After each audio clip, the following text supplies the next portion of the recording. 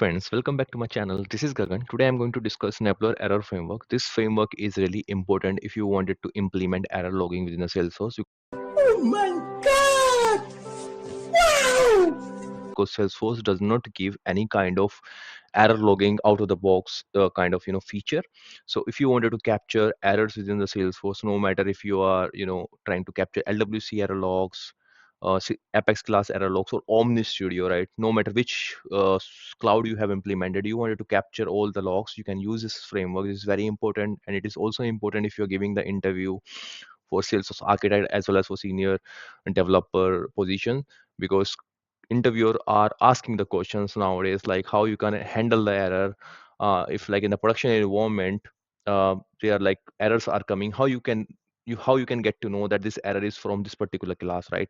Because in the production, most of the companies don't give the production access to a developer, right? And here in UK you have to clear the SC clearance, then only you will get the production environment access if you're working for the government companies. This framework is really good. You don't have to reproduce the issue. You can basically get to know that which particular class is getting failed. So this framework is kind of is a kind of unlock package, and which helps you to logging the error logs, uh, debug logs issue within the Salesforce. So what you have to do in order to install this framework, you have to go to this link. I will share this link in my video description, and you have to click this install unlock package. Once you will click, you have to provide the credentials of your org, and then you have to install this unlock package.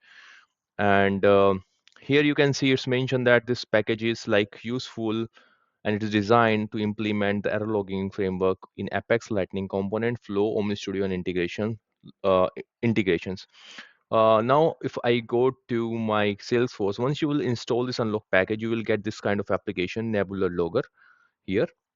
And this will basically install some of the custom objects. You can see log entries, log entry tabs. All of this are the custom object which will come along with the Nebula Logger unlock package. And if you go to the home, you can see the dashboard. Um, if you go here, you can see all the error logs, and you can also sort the error logs, like which particular error is coming repeatedly in a day. So now if you want to see the demo, what I can do. So this is a trigger that I have created, and this is account trigger which get fire after the creation of account. Okay, and after creation of account, it tries to create the contact. How you can see that, like, there's a try and catch block. Within the try, we are trying to insert the contact after the creation of account. And if this creation of contact is failing, it will go to the catch block. And in order to implement this nebular log, right, if you wanted to store this error logs in the nebular logger framework, you have to just put this logger.error or logger.safe log. This is the two lines which is provided by the nebular logger. If you wanted to do something else, there are hell lot of methods of this nebular logger. So you can see all of these are the methods which is provided by the Nebula logger. You can implement as per your requirement. But as of now, in order to give you the demo, I'm just putting these two lines. These are the two methods of Nebula logger framework: logger.error, exception get messages, and logger.save logs. So now what I will do, I will go to my environment, and I will go to account,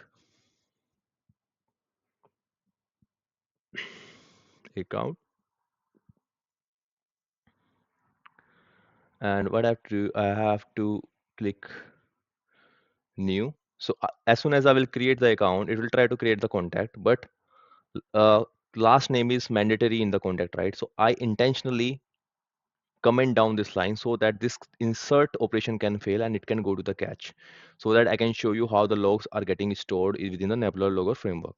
So I'm just giving the name, test123. This is the name. I'm giving the random rating and clicking save. So account will create successfully, but in the background, yeah, the account is created successfully, but in the background this class is filling. Oh, and if let's suppose that you have not implemented any framework, right, and you're not storing the logs, you cannot get to know that, like, there's a class which is failing and there's some issue is in the code, right? So now if you go to home, and now if you go to logs, you can see all logs, and you can see log 4, right? This is a new logs 4, right? So it will give you the error, like at what particular line the code is failing. It will give you the line of the code as well. So you can see it is showing you that this particular code is failing, as well as giving the exception. The last name of the contact object is missing, right? That's why it is failing. And and you can basically implement some more methods as well. Because as of now, I just put this two method. You can put more methods in order to get the more information about the logs, and you can check the dashboard as well. S- These are another features. Event stream you can check. You can check batch purging settings. So like you can explore this. So just for the demo, I just covered this part. So here, this is the dashboard. So you can see the dashboard. Uh, One thing before completing this video, this is my TopMind account. If you're preparing for the interview, what you can do, you can download this, most frequently asked Velocity interview question, as well as the Salesforce real-time interview questions, which is here. This is like the real-time questions that I basically, prepared and uploaded there in the TopMate. क्या बात है sir, क्या बात है sir, क्या बात, ये बात है. And if you need any guidance, a one-to-one mentorship, you can also contact to me through this TopMate account. Thanks for watching this video, and please subscribe this channel for supporting me. Thank you.